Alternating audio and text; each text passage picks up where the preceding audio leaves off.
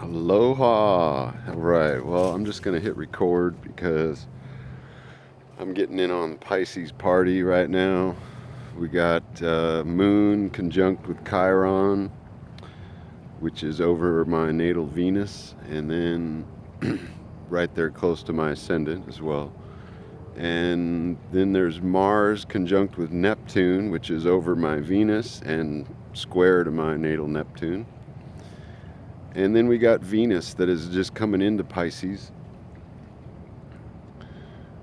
So we got quite a Pisces party going on. Mercury's still retrograde, going back. He's going to go back into Sagittarius for a short bit. Till the 8th, he'll here next week. Today is the 3rd. Pick up a few more pieces from Saturn, from the structure and boundaries, and get a little more of fine tuning on the structure of things. So anyway, I'm just here by the Mississippi River. It's a bit noisy. There's been some boats going by. There's a big cargo ship right now. But what I want to talk about is this question: are they all in on the flat Earth conspiracy? Is all the world scientists and space organizations and the mass consensus is that we live on a spinning ball. And when you say it like that, it doesn't sound so much like the fairy tale that we're all told from birth. We live on a globe. Well, okay, so NASA says that it's an oblate spheroid. It's shaped more like a pear, and it spins. So we live on a spinning space pear. Yet they show us only CGI composite images of a perfectly round ball.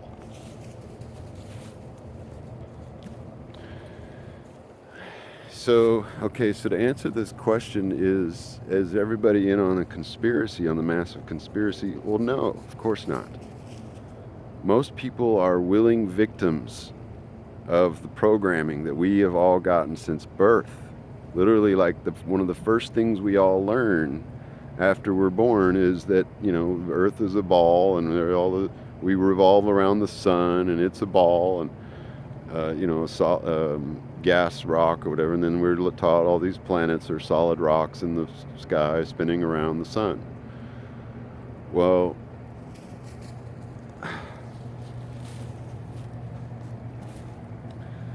for a lot longer through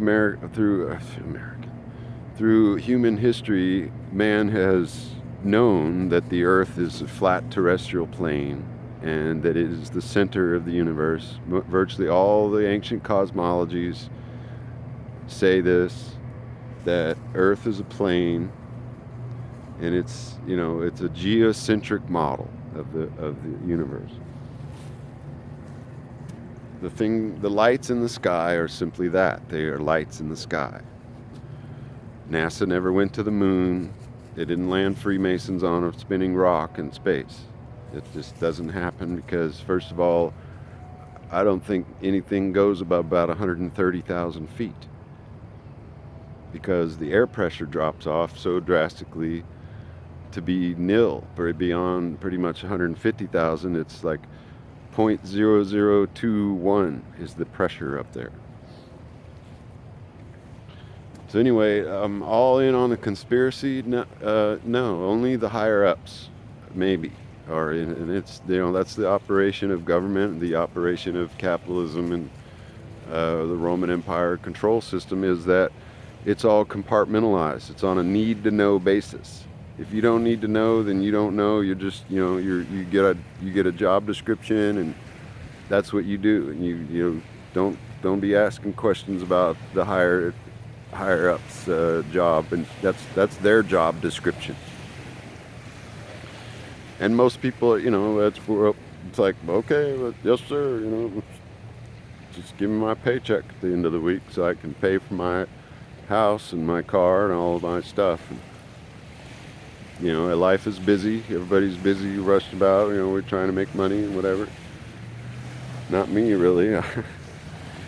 I mean, I got some money, from working last year, but I haven't worked in an official job since 2004. I've been living frugal and I'm sleeping in a tent on the back of my flatbed truck, so I don't need a whole lot of money right now. But we're still kind of enslaved in this system, and depending on the grocery store and whatnot. But off on that tangent. But so all these organizations are so highly compartmentalized and on a need-to-know basis. The higher ups maybe know a little more, and there's a very few of the elite that probably know the actual facts of the matter. But most people are willing victims, or just unwilling, even slaves of culture and capitalism. It's a slave system. So it's not as easy to that to just say, so all the space organizations, well, most of them are all owned by governments. They have all the resources. They have quite the monopoly going on because, they have all the money. Okay, so we got all the people, most of the masses of people are just complacent. Well, I don't have time to look at and research and do my own thinking. So the default is that we go to the authorities and those scientists that have all the money and the resources to fly in their planes and ship and whatever, and do all these research and study and whatever, and tell us what it's supposed to mean. But which as a model in itself could work very well and be it's like, hey, there's a farmer out there growing our food and we're over here doing research. It can work in a proper community setting and whatnot. Each person has their role in the community. But as we have it today, the Roman Empire has so manufactured this system of divide and conquer. It has compartmentalized all areas of our society. So it's hard to trust these institutions. And when you look at, first, one big thing for me is when I see these space organizations around the world, across the plane, they all have the same or similar images in their logo. You always see like a crescent or a chevron or a vector symbol, the V, or some sort of crescent type, and combination often of the crescent and the vector, chevron symbol. V for victory, or this peace, this V thing. Well, we should keep those together, because when you split it, it's V. There's all kinds of V words, vendetta, and there's a whole history. There's YouTube videos on that. Look up the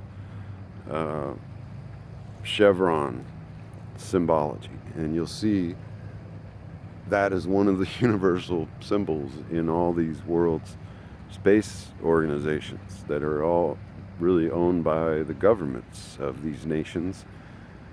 And another worthy site to dig into, although have some salt handy there to not believe everything that's on there, is the Greenland theory.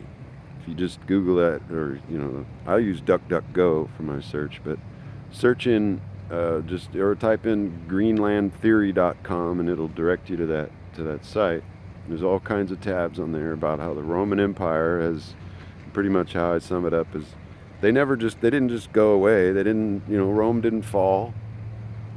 They simply diversified their portfolio, and they're now called and under the flag of every nation and symbol of our currency. The dollar symbol is one, used to have two lines on the S. More commonly now it's just the one, but that's the Pillar of Hercules, the Twin Towers symbolism. That's and the laurel wreath. You always see the coat of arms, or the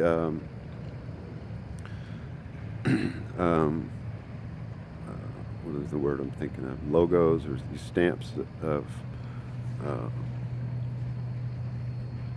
seals, like the seals of countries, or like the flat Earth map, the UN logo is one prime example. There's this laurel reef that encircles it.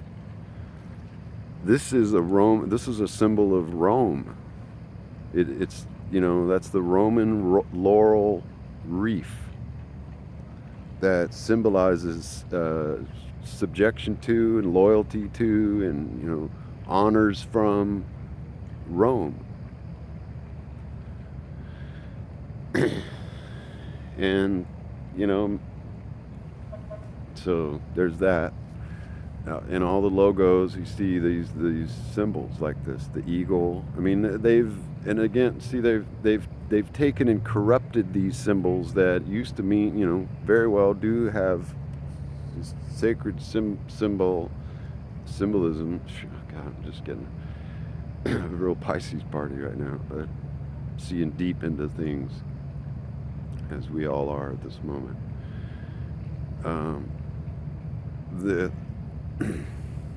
They've stolen our sacred symbols and our archetypes, and they've corrupted them and used them for their own evil ends, and it makes it a lot easier for us to then demonize these symbols and, oh, that's evil. Well, the symbol in itself is not necessarily. It's those who are using them to harness power. And I made another video I'm going to upload today. This is my third video today. I'm really feeling it. Topic on balance. Balance is the key to power, and this is what the elites and the Freemasons are using, this black and white polarity to, and the whole culture is geared on this to get us to choose a side, pick a side, left or right, or red or blue, or which team, root for your team and get behind this guru or that fucking cult or whatever. It's like, this is a chess game. This is a freaking checkerboard, black and white. Keep you off balance and polarized on one side or the other. As long as you're making a choice, it doesn't matter. But those in the know maintain balance in the middle. They maintain their balance, or their control, because they realize that in the middle is where the power is at. That's where life exists, is in the balance. Life that's staying. Life is in the balance. Well, yeah, it's fragile. It's in the balance. If it goes too far to one side, it's gonna burn up in the fires of the acid, or there's the acid alkaline polarities in the pH scale. And if it goes to another side, it's also gonna burn up in a different way with the base, or alkaline, or negative polarity. It's like, also can be other terms we use are electrical or magnetic. These are the two polarities: electric, magnetic. And frequencies we refer to the electromagnetic spectrum, because it's the sine wave, the pulse. This sine wave is so deep and powerful and amazing, because it does explain everything about our physical manifestation here in this dimension, or this this reality of physical substance, and what we call light, which is not really these particles, the photons that travel and at some certain speed and such. It's a perturbance of the electromagnetic field. Perturbation. Let's get off on all these different things. These are all important topics, because it's all kind of tied in together. There's, they're not all in on a conspiracy, because it's, it's way deeper than that.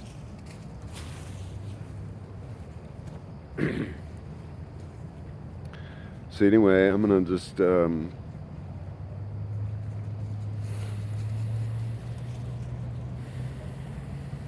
think that just about does this video. Go on and play with the dog. Enjoy the last of the sunset.